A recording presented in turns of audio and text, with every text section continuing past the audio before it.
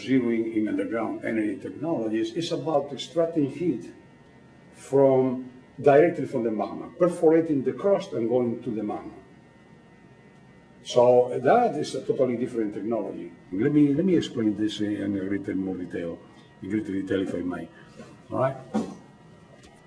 The crust of the Earth is actually very thin. In the ocean, in some places, like over here, it is almost zero. There is square kilometers where lava is coming up. But over here, the average thickness of the ocean floor is just 8 kilometers. All right. Now, in Marsland, it could be as much as 30, 40 kilometers of depth. In some places, could be even higher. It could be as much as 70 or 80 kilometers. But on the average, now, the depth, even in the Marsland, is about 60 kilometers thickness. Let me show you something, please. This is the radius of the Earth, 6,300 kilometers. This is the average, even in land.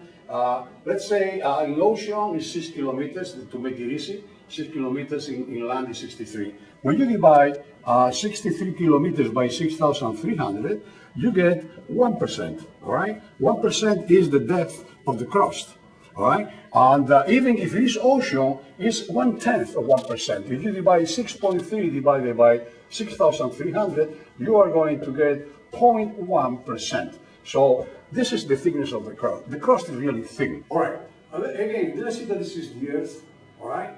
Right now, our technologies is extracting, as I said, the surface or within the crust of the Earth. In some places we got oil and gas, but that's only in the crust of the Earth, and it is not around the planet.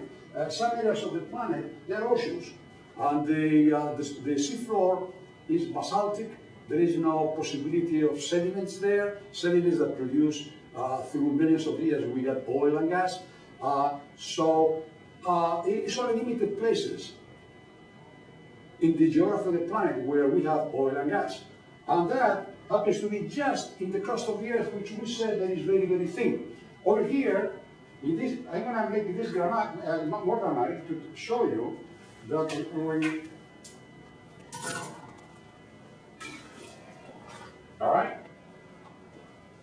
This is the crust of the Earth. This is from where we're getting the coal and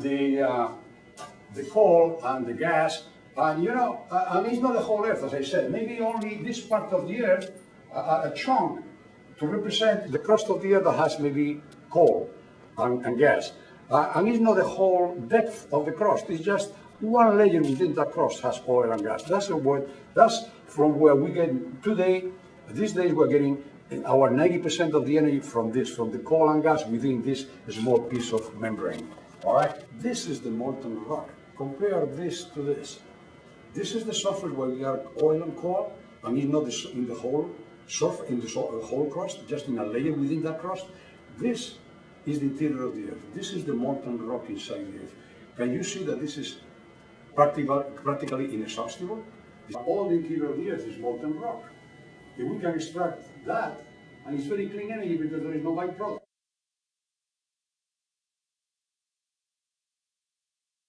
Thermal frying pan. Well, very intuitive. That's basically a pan. Now, a huge pan on top of a volcano. We got maybe 100 active volcanoes on the planet at all times. There is about 100, 150 volcanoes that are active.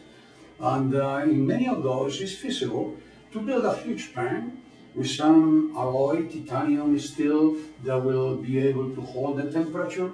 Now, there is different approaches how to build that structure with cranes. I mean, not necessarily it's going to be this way, but it could be an hexagonal, like a B panel, where we can build hexagons, and little by little we fill the space.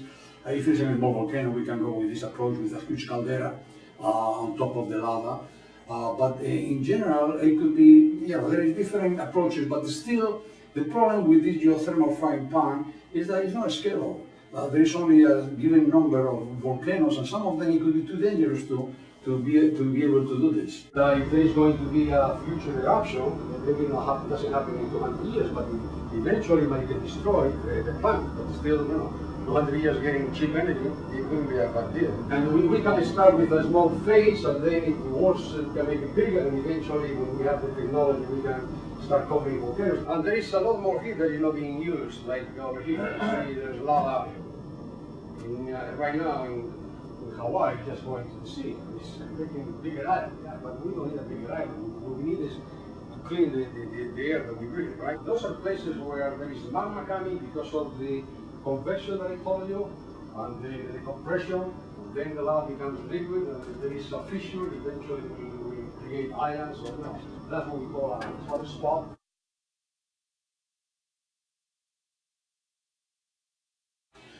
The Mohodok basically consists of drilling through the crust of the earth and reaching the magma underneath. That is like representing, also shows the density and the temperature in the interior of the earth. Notice the mantle, the density is about 3, and it's between 1,000 and 2,000 degrees. And in the upper mantle, and lava, when it flows, is typically the density is about basalt. The density is about 2 point something, and the temperature goes anywhere from 700 to 1,000 degrees. I just want to point this because if what we have underneath the crust is something that is solid, it's kind of plastic, but it's still solid. So even if we reach there, it might be difficult to get the heat out, to make it flow and do things, you know? So the first thing I want to show you is that if we can do something which normally already occurs in nature, I don't know, inside the earth, there is events that happen that makes this gradient to change. There is friction between plates. And because of the friction, increases the temperature. When it increases the temperature, then this at the same particular depth that you have a particular pressure, actually the temperature is higher than we should because there is friction.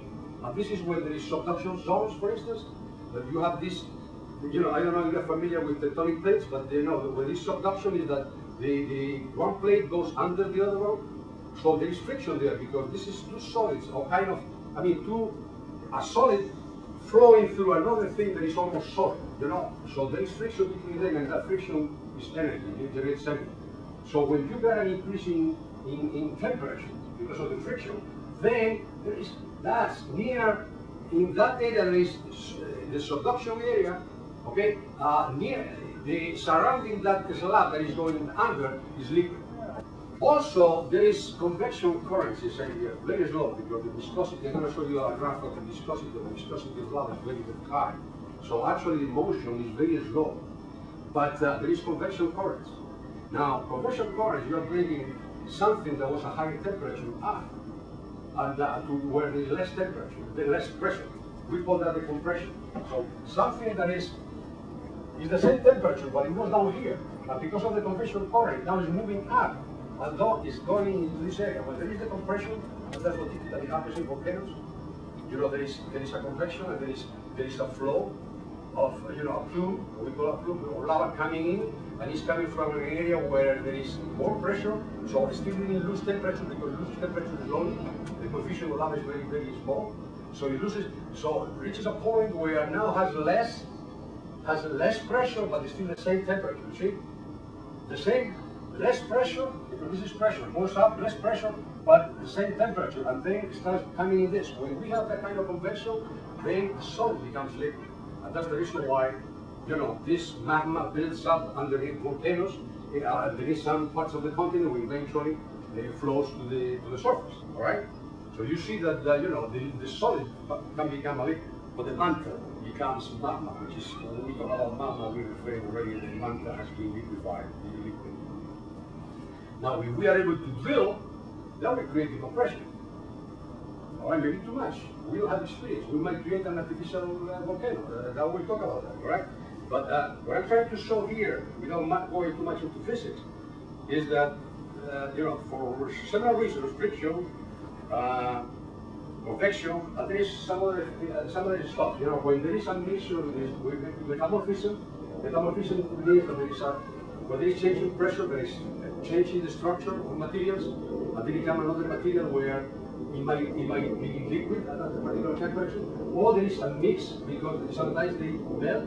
This is the thing that is going down. This is a slab going under. You know, one plate, the oceanic plate perhaps going under, and then it starts, part of it starts melting and going up, and as they go up, accumulate underneath the crust, and because of because of metamorphism and because of this is what is called when I accumulates here in my melt. It might melt actually the crust of the continent in underneath, right? It's another type of lava. It's not this basaltic or basalt. It would be something else. You know, there's a difference between the Hawaiian volcano and volcanoes in Europe, like the Vesuvius. Talking about the duct, all right, the geoduct. This is the typical subduction. We see the ocean floor here in California, the Juan de Fuca plate going under the continental plate.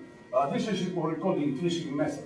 The lava is coming in, perforating here, perforating over here, and goes down into the lava. There is more pressure here than here because of the depth. You see the height, the depth, and therefore this may sustain itself, the flow going automatically. And we start heating this plant. Not too much, because otherwise if it becomes solid, it's not going to be possible to do that, to put it back. The extrinsic method, it will be actually using the lava to create maybe bridges. Conceptually, will be a huge crane that takes the lava will go like this and will be dropped there. This is another example what to do with the lava. Over here, this is the duct. The lava comes to a huge crane. It could be as long as 300 meters long.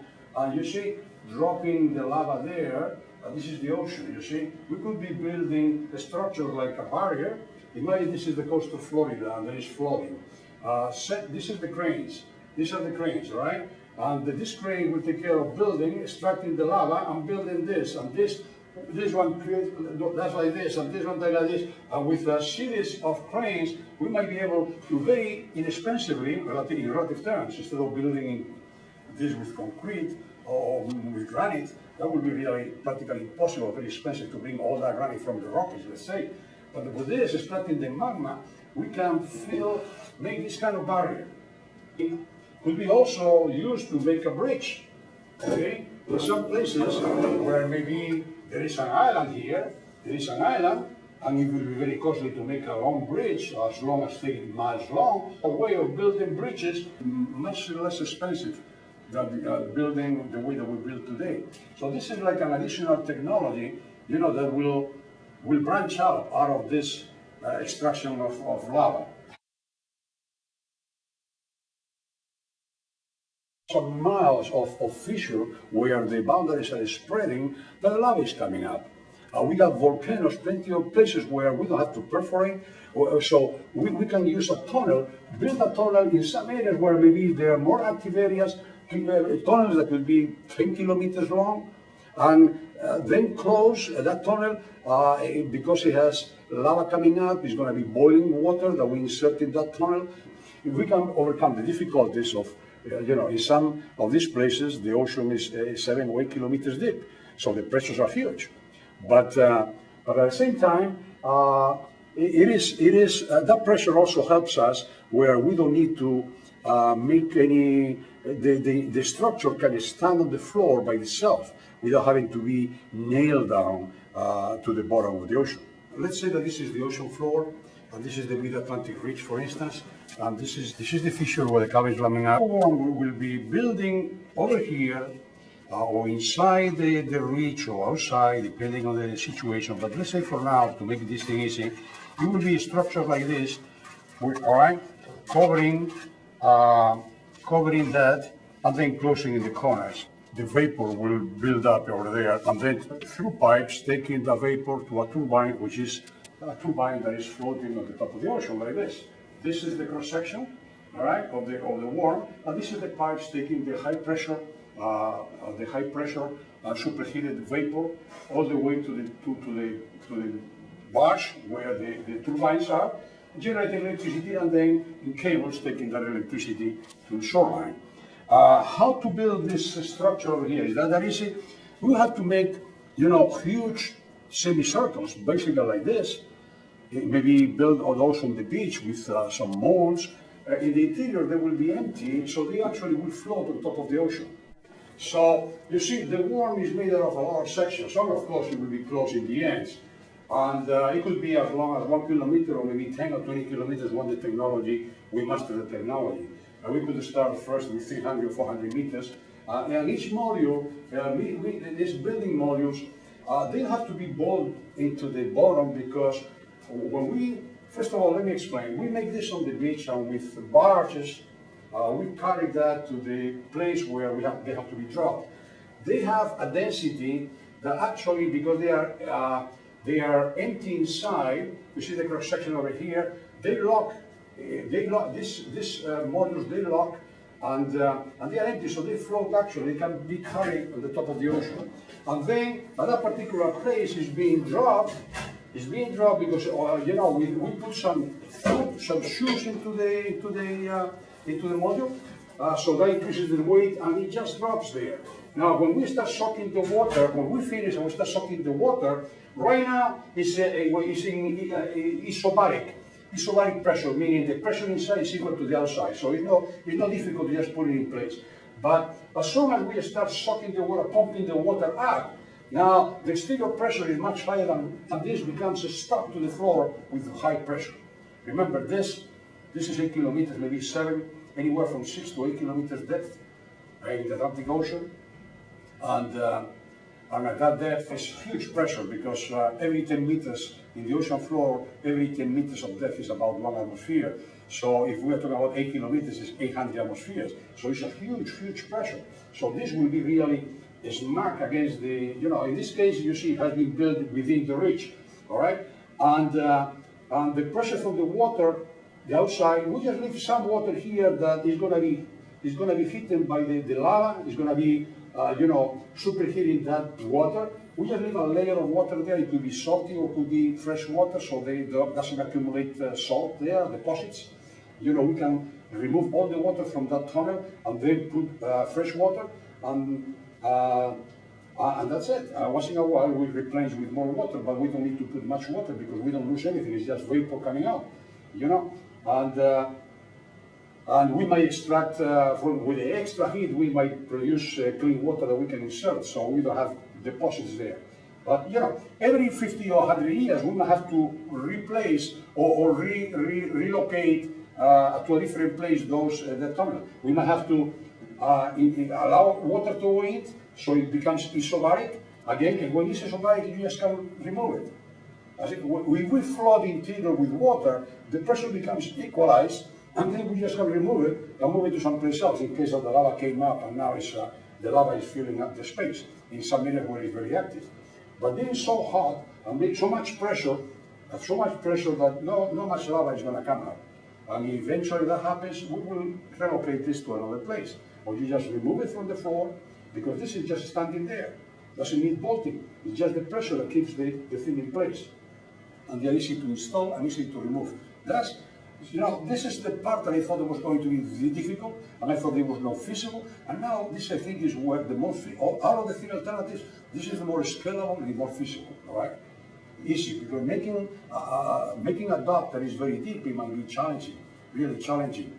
And right now we have difficulty making a bore that is drilling more than 15 kilometers in the crust. In some places we have to drill even 20 or 25 kilometers. All right, but with this alternative we have to drill.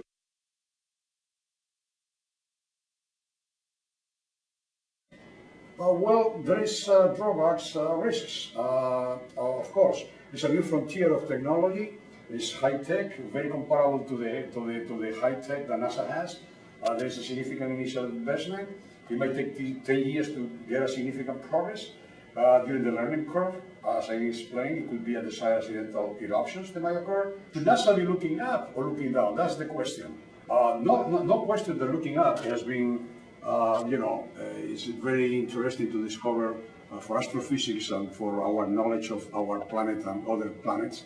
At this particular point in the history of the civilization, it's more important, to send a probe to Pluto and maybe a rover to Mars, or is more important, those billions of dollars which are well spent. No question about that, all right? I used to work for NASA. I used to work for a subcontractor on NASA. I always do laboratories on Long Island, New York.